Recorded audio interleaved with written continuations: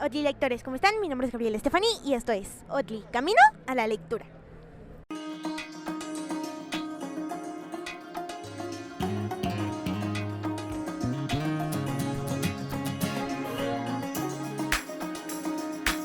El día de hoy nos encontramos con el historiador y escritor Daniel Librado Luna.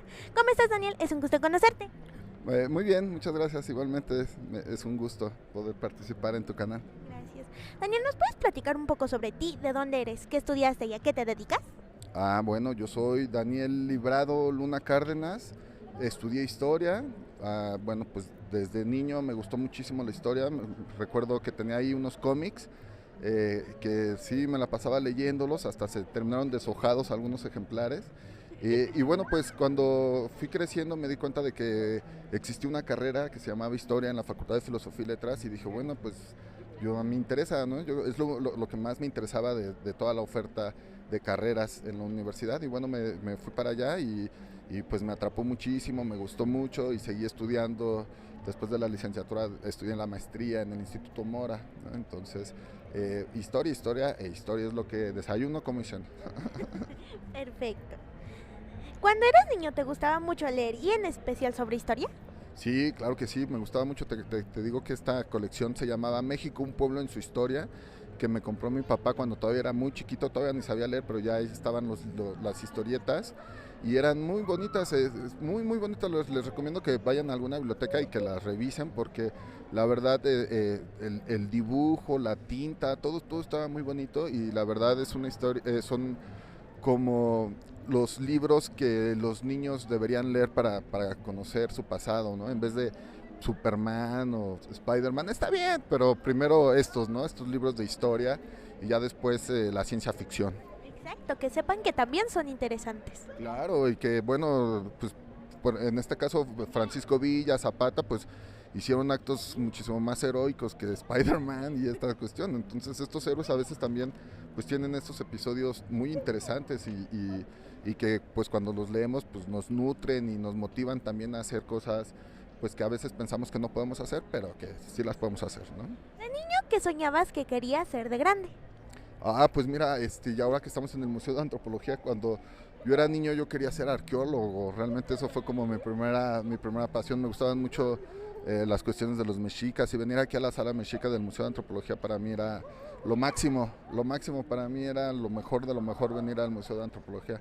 Y bueno, ya poco a poco pues ya me fui hacia la historia y fíjate qué curioso ahora trabajo historia del siglo XX, pero a los mexicas y los mayas me gusta más leerlos porque se me hace muy complicado. Admiro mucho el trabajo de los arqueólogos y de los historiadores de esa época porque sí es muy complicado.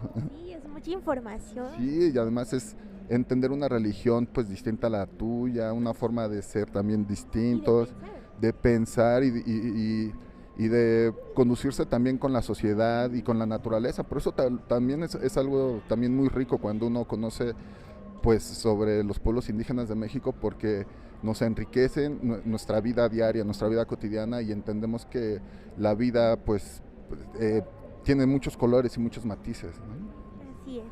¿Te acuerdas cuál fue el primer libro que leíste? El primer libro que leí, mira, qué buena pregunta. Sí, el primer libro que leí, que lo recuerdo bien, o sea, ha de haber sido El Principito, pero el primer libro que leí y que yo agarré y que lo leí así de principio a fin fue La Borra del Café, que es una novela de Mario Benedetti, que es una novela muy bonita, hasta cierto punto rosa, tierna, en donde pues es la historia de un estudiante de pintura que tiene una novia de la que está muy enamorado y es como la historia de vida de un jovenzuelo en Uruguay y también en la época en que empezaba como la dictadura militar de Uruguay, entonces le tocó por ahí unos golpes de los militares, le tocó sufrir la represión, pero es una novela muy bonita, la recomiendo de hecho mucho e incluso está como situada en 1945 porque a este hombre le tocó leer en las noticias el bombardeo de Hiroshima y Nagasaki y entonces se indigna mucho, ¿no? El artista se indigna mucho, el protagonista se indigna mucho ante esta atrocidad contra la propia humanidad, ¿no? Daniel, desde tu punto de vista, la forma en que se fomenta la lectura en los niños es la correcta.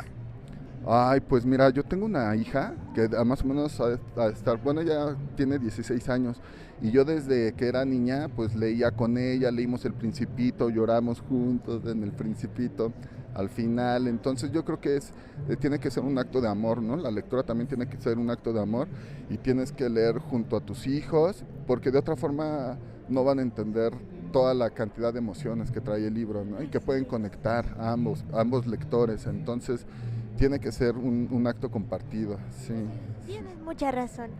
Daniel, ¿qué te motivó a estudiar historia? Pues a mí me motivó a estudiar historia de los museos. Yo veía los museos y se me hacía como algo sorprendente y me lo quería explicar. Y luego cuando fui al castillo de Chapultepec y vi las banderas y todo eso me emocionaba mucho. Y cuando encontré que los libros de historia explicaban precisamente todo esto y que, y que podías ver la vida cotidiana, o sea, conocer la vida cotidiana de Pancho Villa, de Miguel Hidalgo, de Morelos, por ejemplo, sus ideas, y que eso eran los secretos que guardan los libros, pues la verdad, yo dije, no, pues yo me voy a dedicar a esto, ¿no? A leer libros toda mi vida. Sí. De acuerdo. Daniel, platícanos sobre tu libro Francisco Villa, Semblanza. ¿Por qué escribir sobre este gran personaje de nuestra Revolución Mexicana? Pues mira, yo creo que es un gran personaje y se han escrito grandes libros de historia sobre él, pero pues son libros como de 700, 800 páginas que a veces es muy difícil.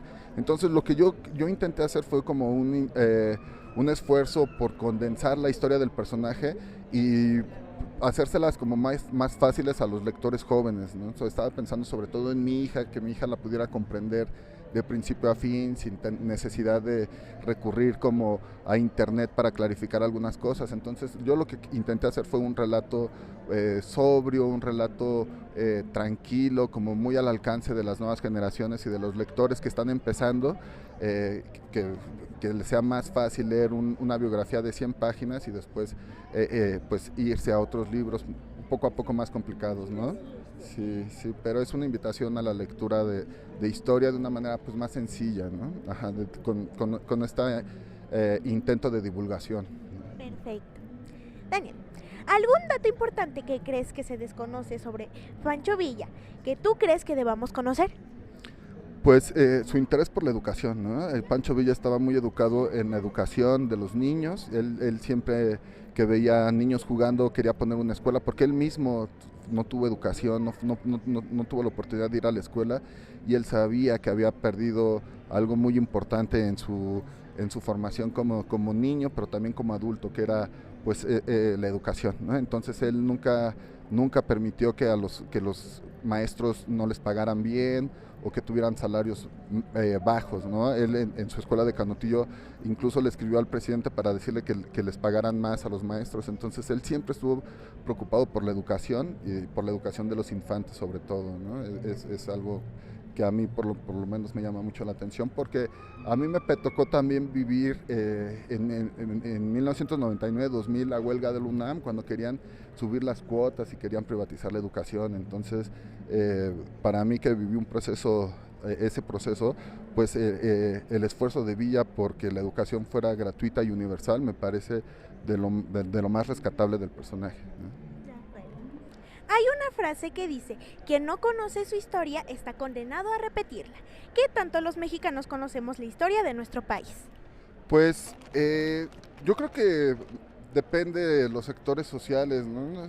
Pero sí creo que el que no conoce su historia está condenado a vivir una vida muy aburrida, porque la historia es muy enriquecedora, te alimenta, es el alimento del espíritu, del alma, del cerebro, de lo que quieran, como quieran decirlo, tanto los materialistas como los espiritualistas, o sea, la historia te da identidad, te da un piso firme, ¿no? donde mantenerte, desde una atalaya, es decir, una torre desde donde ver las cosas que están sucediendo en tu entorno. Entonces, la historia, pues el que conoce la historia conoce las claves para entender la sociedad, para entender otras sociedades en el tiempo, para confraternizar con aquellos hombres que ya no están, ¿no?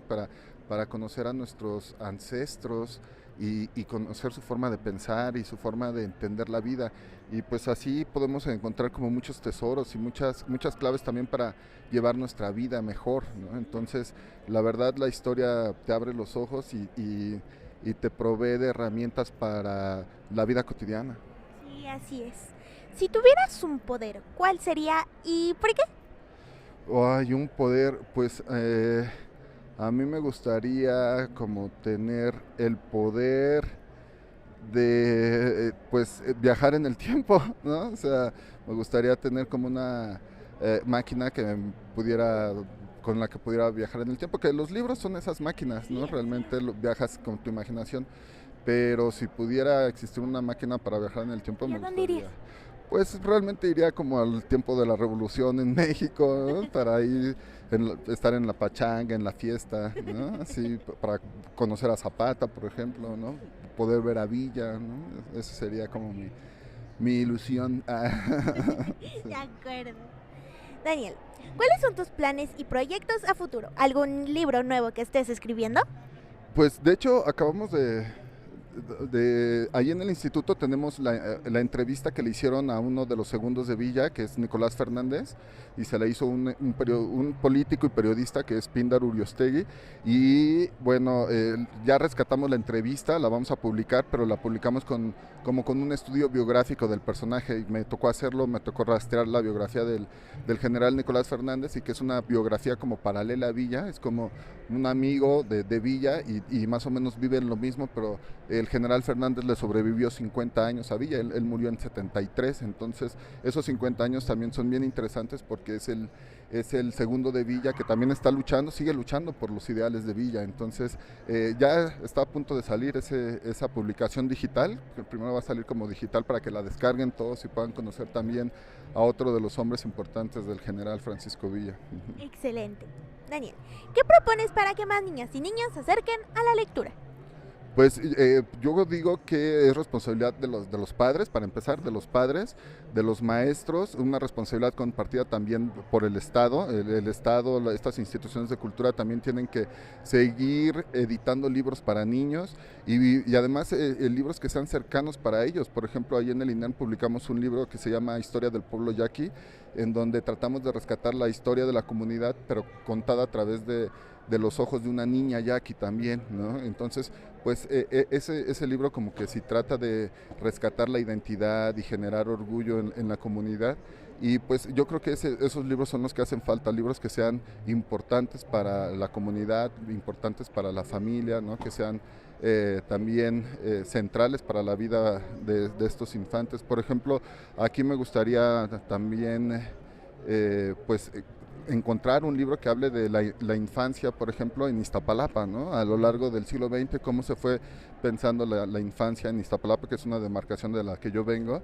Y bueno, mis recuerdos de niño fue que pues estaban muy bien los juegos infantiles que jugaba, que ahora es completamente distinto, ¿no? La vida infantil en la delegación, pero que se ha querido recuperar con la construcción de estas utopías. Entonces yo creo que sí hacen como falta más proyectos pensados para los niños, para la familia, para que pasemos más tiempo juntos, tanto padres como hijos, ¿no? Y la historia, los museos, estos proyectos, utopías, el cine, pues son formas de convivir, ¿no? Convivir con la cultura y convivir con nuestra familia.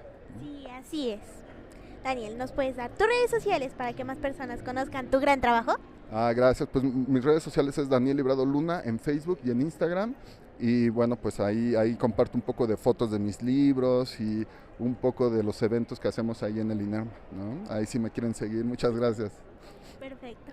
Bueno, muchas gracias, Daniel. Fue un gusto en conocerte y muchísimas gracias por la entrevista. Espero que te haya gustado. Claro que sí, a ti por entrevistarme y saludos a todos los de tu canal, a todos los que ven el canal. Gracias. Adiós.